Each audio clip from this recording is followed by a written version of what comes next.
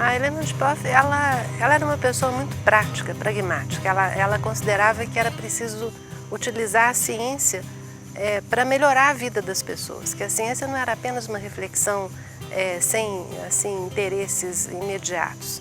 E ela propôs coisas práticas baseadas na formação que ela tinha, no conhecimento que ela tinha da psicologia da criança, da psicologia das pessoas e dos processos educativos. Ela considerava que a educação devia ser uma ciência. Ela assim, ficava muito chateada quando ela via os educadores afirmarem coisas sem verificar se aquilo realmente funcionava na realidade. E ela era muito preocupada com isso. Nisso ela seguia também a formação que ela tinha tido na Europa.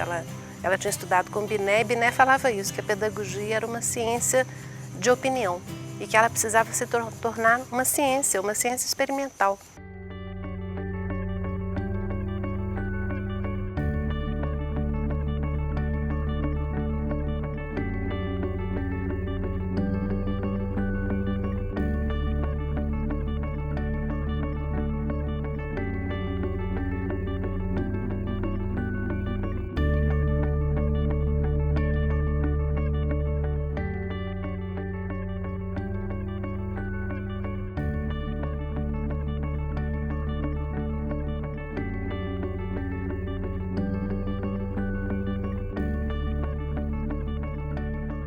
Na época, de um grande cientista russo, que era o Ivan Pavlov, e ele ganhou o prêmio Nobel em 1905. Em 1905, a Helena Antipoff tinha 13 anos.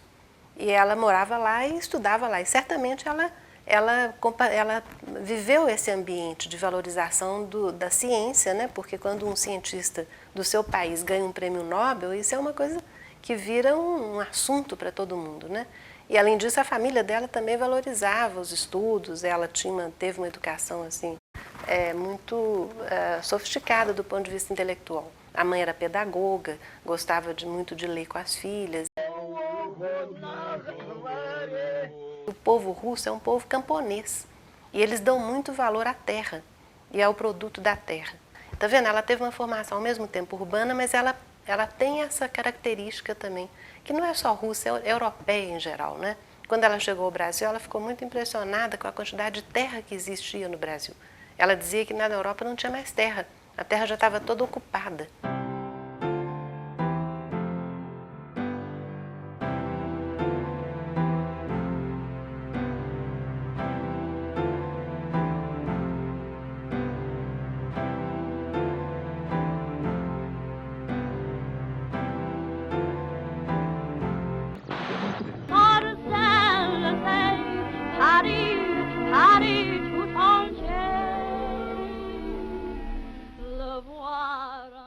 Quando ela sai da Rússia e vai para a França, ela começa a fazer um curso de medicina. O interesse inicial era medicina, né? E depois ela começa a assistir aulas, cadeiras de psicologia e vai cada vez mais se interessando por essa área. É um momento em que a psicologia está sendo chamada a ajudar na área da educação.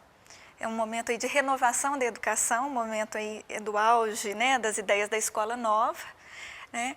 E a psicologia é uma das ciências que vai ter aplicação direta aí nessas reformas educacionais. Então, um dos princípios, né, da escola nova, uma das ideias básicas aí é da escola sob medida para o aluno, uma escola que leve em consideração o estágio de desenvolvimento da criança, o interesse, a inteligência, capacidade, potencialidades, né?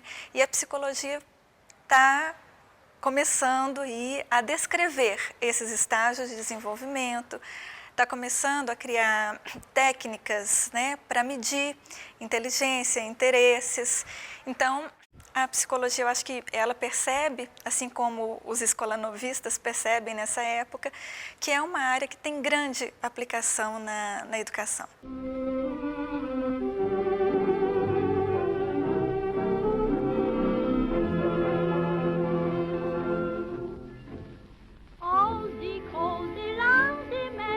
Là-bas sur le ciel clair, il existe une cité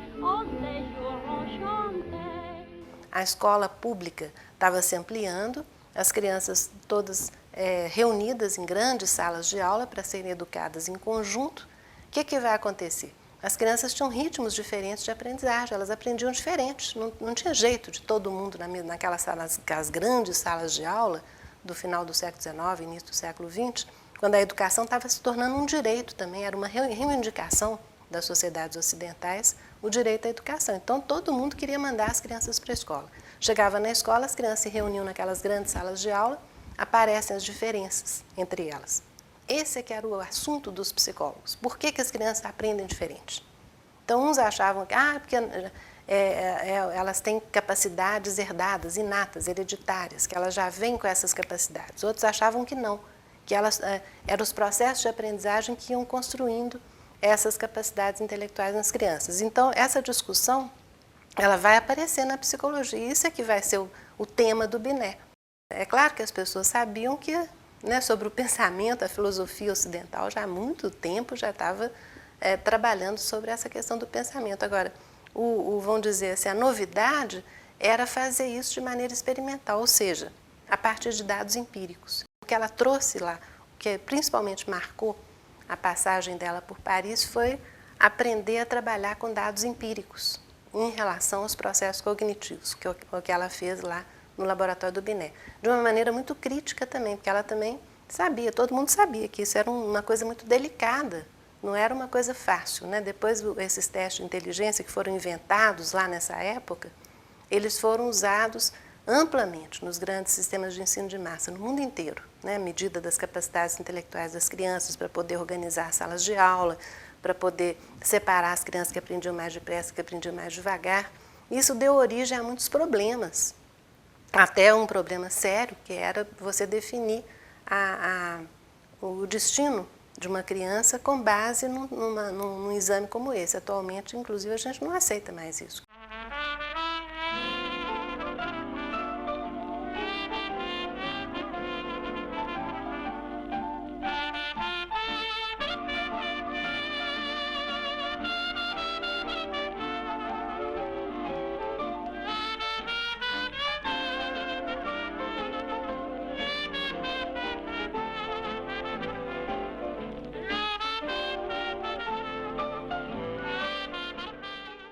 Ela vai para Genebra e o Claparède estava envolvido nessa atividade que era o seguinte, era primeiro demonstrar a necessidade da construção de uma pedagogia científica, isso que eu estava falando antes, que era preciso que os fatos educacionais fossem submetidos ao teste para saber o que funciona melhor, o que dá mais certo, para não ficar experimentando assim aleatoriamente com as crianças. E isso era muito claro para eles. Claparède era médico, ele recebia no consultório dele mães que levavam crianças com problemas e ele estava vendo que eram problemas muitas vezes que podiam ser solucionados na escola, não precisava chegar na mão do médico. Se os pedagogos tivessem uma formação para poder conhecer melhor as necessidades das crianças. E ele vai, então, propor a educação funcional era exatamente isso, era a ideia de que a educação deve obedecer às necessidades das pessoas que estão na posição de serem educadas.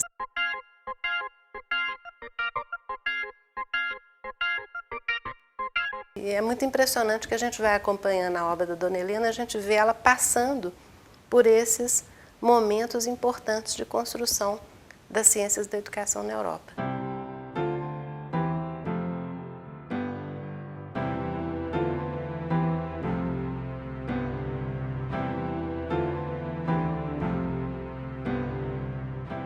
O Instituto Rousseau foi uma das primeiras escolas de educação da Europa. Aí eles criavam a escola de educação e criava também uma escolinha para os alunos aprenderem as técnicas educativas com aquele grupinho ali. Eram chamadas escolas de aplicação. Eles falavam assim, a atividade livre em um ambiente ordenado constrói a disciplina interior.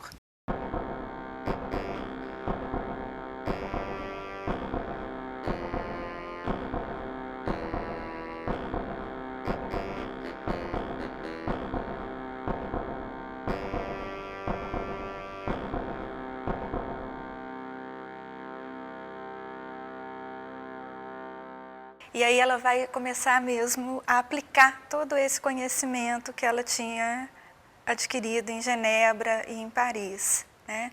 Então ela vai atuar com crianças que estavam órfãs, abandonadas, perdidas em decorrência da Primeira Guerra Mundial e em decorrência da Revolução Russa, né? E ela começa a colocar em prática principalmente as técnicas de avaliação psicológica para poder fazer um processo de seleção dessas crianças e encaminhamento para instituições, uma vez que eram crianças que estavam desamparadas. E aí ela vai vai se utilizar da metodologia proposta por Lazursky, que era a experimentação natural. Por quê? Porque ela descobriu o seguinte, que quando aqueles testes padronizados que ela tinha aprendido a fazer lá na França e na Suíça, quando ela aplicava nessas crianças, os resultados não eram compatíveis com a observação.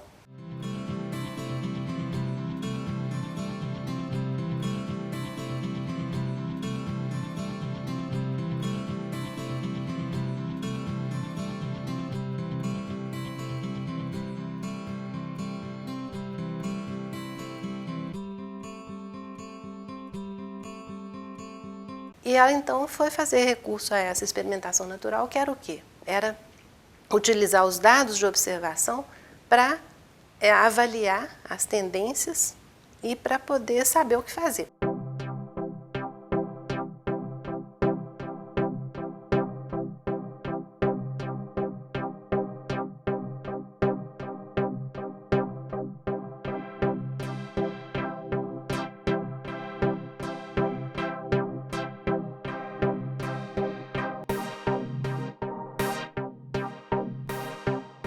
Depois ela vai realmente desenvolver essa metodologia, né? Não só lá na Rússia, nesse período, mas depois ela vai trazer ao longo da vida, ela vai continuar desenvolvendo.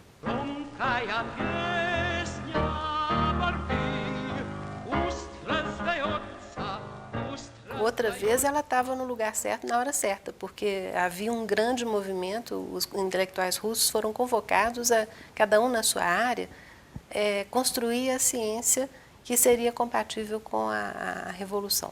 E na área da educação era preciso reformar a educação para formar essas pessoas que iam ser capazes de implantar esses ideais revolucionários. E isso vai acontecer especialmente na área da psicologia e na área da educação, com a psicologia de orientação sócio-histórica, com a qual ela teve contato na época também. Ela estava no congresso, por exemplo, conhecido como onde o Vygotsky apresentou pela primeira vez a teoria sócio-histórica. Ela estava presente nesse congresso e ela também apresentou um trabalho sobre as diferenças culturais de pensamento.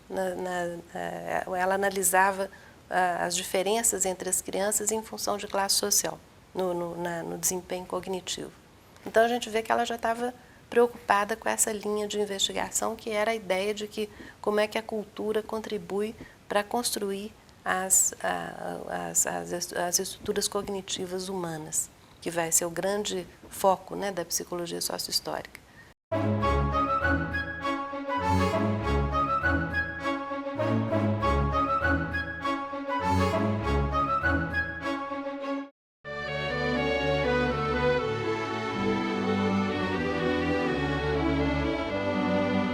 Ela passou por Berlim rapidamente, mas não gostou muito, não se adaptou, e o Claparède mesmo providenciou um convite para ela ir para Genebra. Para ela era melhor, porque ela tinha saído da Rússia, né, tinha perdido a cidadania russa, então ela precisava mesmo estar num país neutro.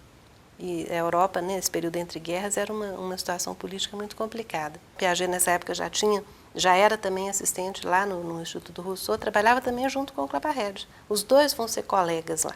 E é um período de muita produção intelectual para ela, para o Piaget e para o Claparède. Não só nessa área da educação internacional, mas também na área, igual você falou, da elaboração da perspectiva construtivista em psicologia e em educação.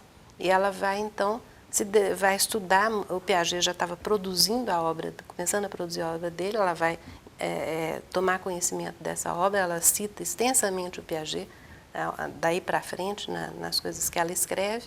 Aqui no Brasil ela vai ensinar também, né? Ela é uma das primeiras, eu acho que ela foi possivelmente a primeira pessoa que ensinou Piaget no Brasil. E quando ela é convidada para vir para o Brasil, ela estava com todas essas informações muito, assim, vamos dizer, atualizadas sobre o que estava acontecendo na área da psicologia da inteligência, na perspectiva de Genebra, que é a perspectiva construtivista. A ideia central também deles era que a inteligência é alguma coisa que se constrói na interação do sujeito com o meio ambiente e não só o meio ambiente físico, mas o meio ambiente social também.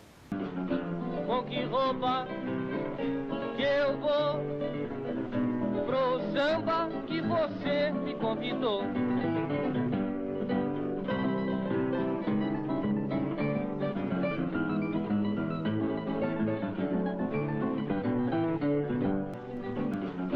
Com que roupa que eu vou pro samba que você me convidou? Ela vem propondo uma série de mudanças que, na verdade, assim, não são propostas dela, faz parte de uma reforma do ensino que estava acontecendo em Minas Gerais. É nesse contexto que ela é convidada a vir, né? Então, ela vem dar aula de psicologia, de educação, numa escola chamada Escola de Aperfeiçoamento de Professores. E o trabalho dela vai ser o quê? Vai ser ensinar psicologia para professoras já formadas, que vinham de Belo Horizonte e de outras cidades, para se aperfeiçoar e poder implantar a reforma de ensino nas suas respectivas escolas. E vieram pessoas também de outros lugares do Brasil que vieram aprender aqui também.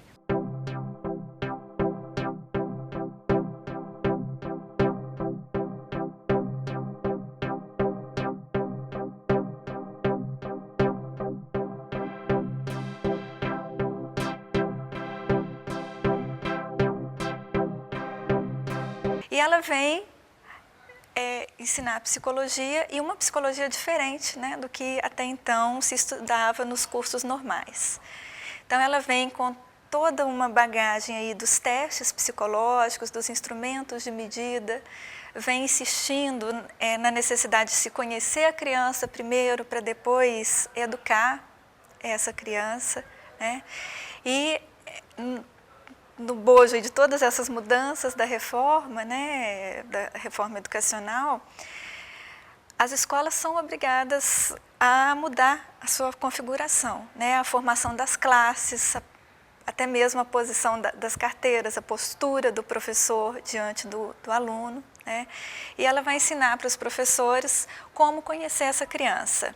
E como é que a gente conhece a criança? Estudando a criança, fazendo pesquisas sobre a criança. Então, ela vai iniciar um grande programa de pesquisa na Escola de Aperfeiçoamento através do laboratório de estudos sobre a criança mineira. Vai estudar os ideais e interesses da criança mineira, o desenvolvimento mental da criança mineira e vai também atender a uma das funções do laboratório que estava prevista em lei, que era auxiliar as escolas na organização das chamadas classes homogêneas.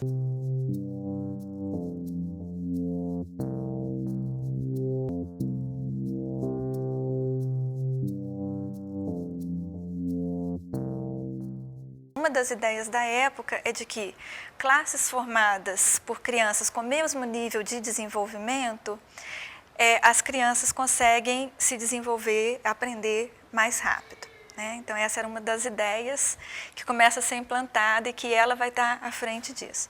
É uma das ideias que depois ela mesma vai criticar, né? Que depois tem toda uma preocupação dela com a questão da inclusão, com a questão da não segregação da criança especial, e ela vai acabar concluindo que essas classes homogêneas não funcionam tão bem quanto previsto. Por exemplo, ela chegou a ver, quando organizava as classes, lá, A, B, C, D e tal, depois tinha uma classe especial, aí não tinha lugar para pôr a classe, então a diretora punha no pior lugar do grupo, punha lá no porão. E ela ficou horrorizada, isso ela fala num dos... Eu já vi um manuscrito dela em que ela fala isso, não pode. Essas crianças elas têm que ter um atendimento especializado e elas têm que ser colocadas, as melhores professoras têm que se dedicar a elas.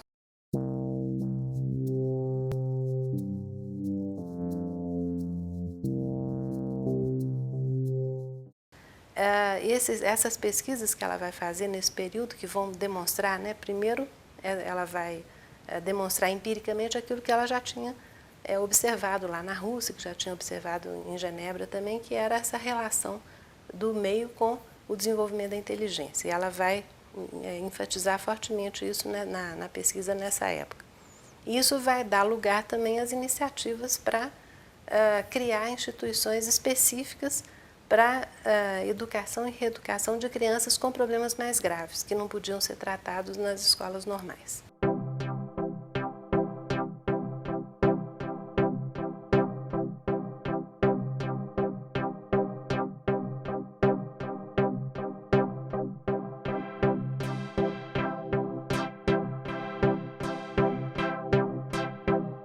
Então, mediante essa exclusão que ela encontra, né, ela passa a se preocupar em desenvolver técnicas e alternativas para englobar esses alunos no sistema educacional, né. Nesse sentido, ela vai buscar técnicas, elaborar conceitos e métodos para o atendimento a essas crianças que ela vai denominar, então, de excepcionais, né. Nesse sentido, há um pioneirismo da obra dela no Brasil, no sentido de nomenclatura, por exemplo, ao cunhar o termo excepcional, hoje vastamente conhecido, né, em 1934, então ela lança essa nomenclatura em razão de considerar os nomes anteriores, as definições pejorativas. Haja visto que os nomes anteriores eram imbecil, idiota, anormal, né, termos que ela julgava que eram muito mais, estigmatizavam muito mais do que auxiliavam no entendimento dessa criança que tinha suas especificidades e suas dificuldades, né, e não conseguia se enquadrar aquela educação que lhe era oferecida, certo? Então, nesse sentido, há um pioneirismo, e há não só um pioneirismo no sentido de nomenclatura, de definir conceitos, mas no sentido de se buscar técnicas de apoio a essa criança, né? Nesse âmbito, ela vai trazer uma proposta do Binet, né, com quem ela teve contato na França, que é a proposta de ortopedia mental. Então, ela vai buscar uma série de atividades, né, atividades rápidas, né, que fizessem com que a criança não se desinteressasse, não se desmotivasse, né, que durassem 15 a 20 minutos, para que trabalhasse memória, percepção, né, faculdades cognitivas, né, partindo da proposta de uma psicologia funcional, né, pensando todos esses termos relacionados à aprendizagem, como memória, cognição, mas do ponto de vista funcional, né, pensando então que tudo isso seria possível de ser exercitado. Nesse âmbito, ela se aproxima das atuais propostas, né, de inclusão, porque ela vai considerar que a deficiência ou a excepcionalidade ela não é um fator estrutural da criança, né, muito pelo contrário, é algo socialmente construído, né, é algo funcional que, mudadas as contingências, pode devidamente ser alterado e pode-se chegar, então, a uma melhoria, né? E aí ela vai gradualmente pensar um sistema educacional, primeiro em classes especiais dentro das escolas comuns e, num segundo momento, ela vai participar da fundação de duas das mais importantes instituições de educação de excepcionais, né, que são a Sociedade Pestalozzi, que ela vai fundar em 1932, a Sociedade Pestalozzi do Brasil, né, em 45, e em 1954 a APAE, Associação de Pais e Amigos dos Excepcionais, né, que inclusive leva no nome aí a definição por ela cunhada.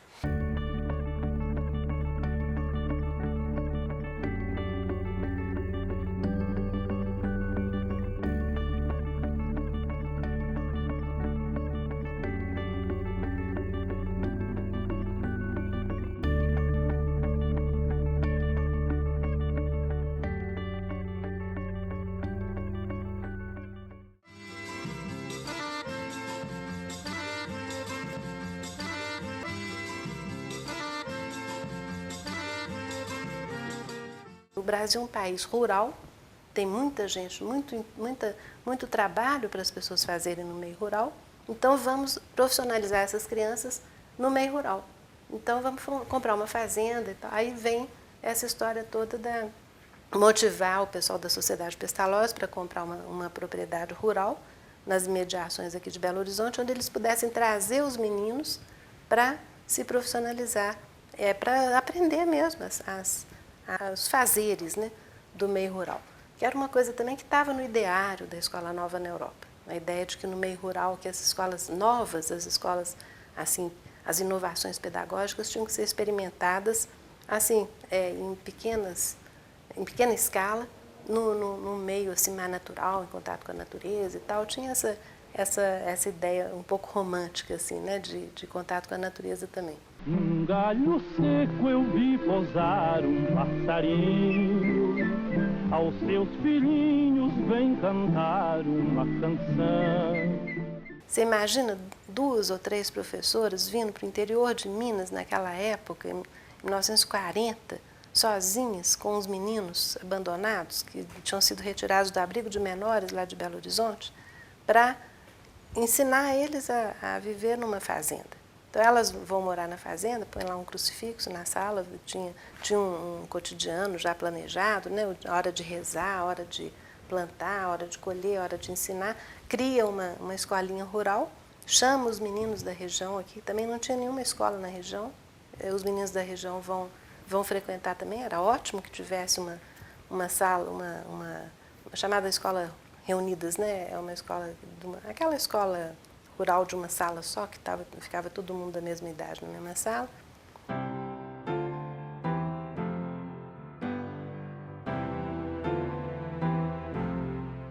Começa também a trazer intelectuais. O sonho dela é que a Fazenda do Rosário também, os intelectuais viessem para cá, que ela não queria ficar sozinha aqui, né? Ela queria que ela transformar isso numa escola mesmo, assim, uma escola prática, né, de pedagogia e teórica também. A escola normal vai ser instalada, a uma certa altura ela consegue uma escola normal também.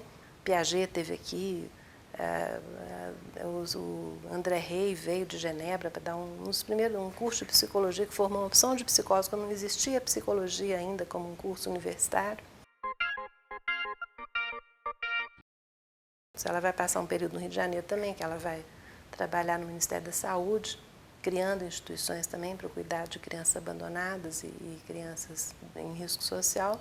Cria a Sociedade Pestalozzi do Brasil, no Rio de Janeiro também, e vai sempre agregando pessoas em torno dos projetos e ampliando esses projetos na medida do possível. E conseguindo recurso. Aqui na Fazenda do Rosário, ela conseguiu muito recurso nos anos 50 do Ministério da Educação para a instalação de um curso chamado Instituto Superior de Educação Rural.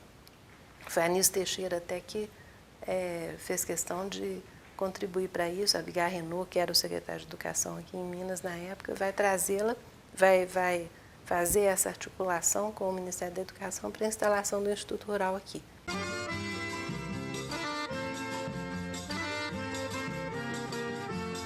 A Fazenda do Rosário parecia, eu tinha uma colega lá na Faculdade de Educação que falava assim, parecia uma colmeia.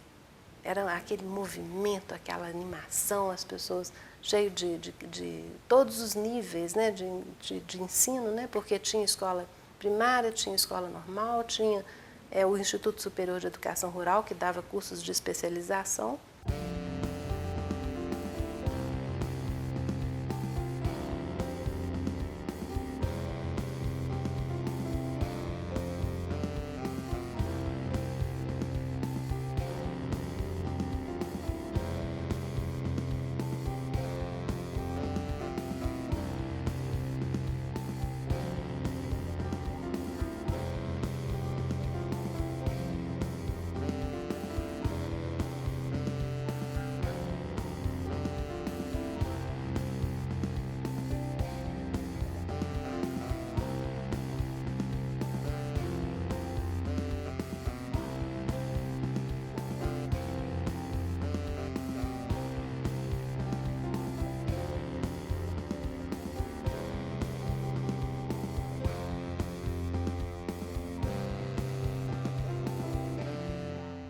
O poeta Carlos Drummond de Andrade fez o poema A Casa de Helena, destacando a dedicação de Dona Helena às crianças, e principalmente às crianças excepcionais.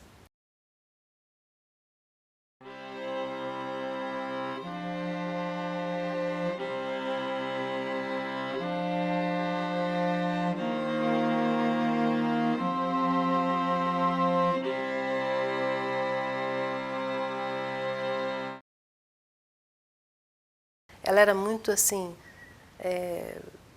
vamos dizer, ousada até, né? Porque ela queria... Tem um caso interessante que contam dela, um grande amigo dela, que é o professor Pierre Vaio, e o Pierre contava que um dia ele veio aqui na Fazenda do Rosário visitar a Dona Helena E a dona Helena virou para ele e falou assim, estava mostrando aqui, aqui fica isso, aqui, né, nós estamos fazendo esse prédio aqui, parece que já existia. E ela virou para ele e falou assim, e ali é a biblioteca. E ele olhou, não tinha nada, tinha mato, no lugar que ela apontou, sabe?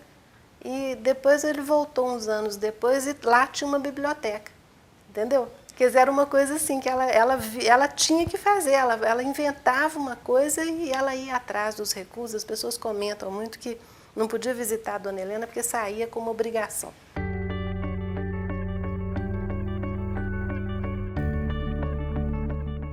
Doce, terna com qualquer um, mas também, se você cuspisse errado, ela não deixava para depois, não.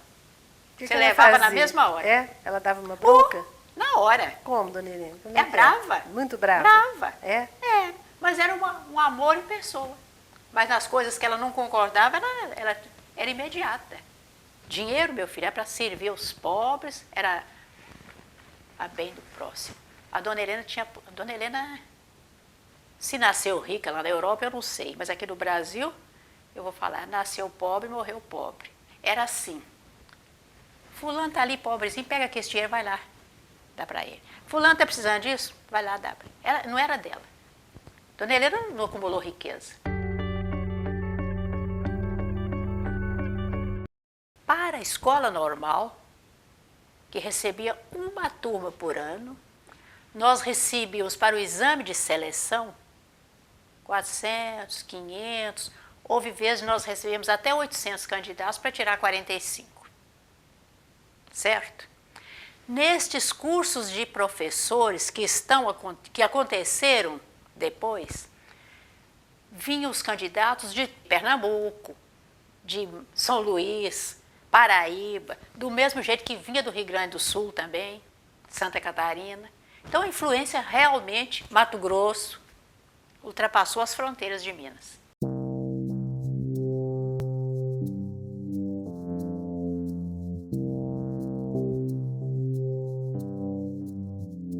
No início dos anos 40, ela começa então a ensinar psicologia para os licenciados da Faculdade de Filosofia. Depois ela se afasta durante um período, vai para o Rio de Janeiro. Em 1948, 49, ela volta para Belo Horizonte, a convite do Abigail Renault. E nessa época também ela reassume a cadeira de Psicologia Educacional na universidade. E lá na universidade ela vai trabalhar no sentido de continuar formando educadores com uma formação específica em Psicologia Educacional, que ela prezava muito, ela achava que o educador tinha que ter uma formação em psicologia muito avançada. Depois, uns anos depois, foi criada a Faculdade de Educação da UFMG, foi desmembrada, né, na época da reforma universitária. A Faculdade de Filosofia foi desmembrada no sistema básico, que é as ciências biológicas, exatas e humanas, e a Faculdade de Educação vai se tornar uma instituição autônoma. E nessa época, a congregação da Faculdade de Educação vai propor o título de professora emérita para Helena Antipoff, que ela recebe efetivamente em 1972.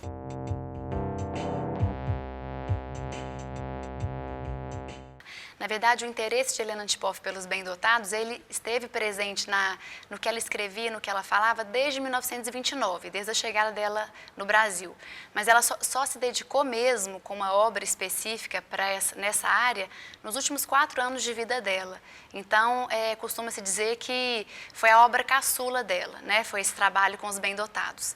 E, na verdade, bem-dotado é um termo que ela sugeriu também, porque ela acreditava que superdotado, esse prefixo super, ele denotava algo assim de muito raro, de muito incomum e que poderia trazer estigmatizações assim. Então ela preferia denominá-los de bem-dotados. E para ela, quem seriam os bem-dotados? Eram aquelas crianças, jovens ou os adultos que sobressaíam da média da população nas várias áreas do desenvolvimento humano, não só na área intelectual e cognitiva, que é aquela medida nos testes de QI, no desempenho numa escola, numa sala de aula, mas também nas áreas artísticas, no esporte, na área científica, né? Então, a proposta dela nos últimos anos da vida dela, na verdade, ela se sentia em débito com os bem-dotados, porque ela já tinha feito uma vasta obra em prol dos deficientes e ela sentia que tinha alguma coisa que devia ser feita para já, para essa outra, né, para esse outro extremo aí da população. E o foco do trabalho dela não foi foi para os bem-dotados do meio rural.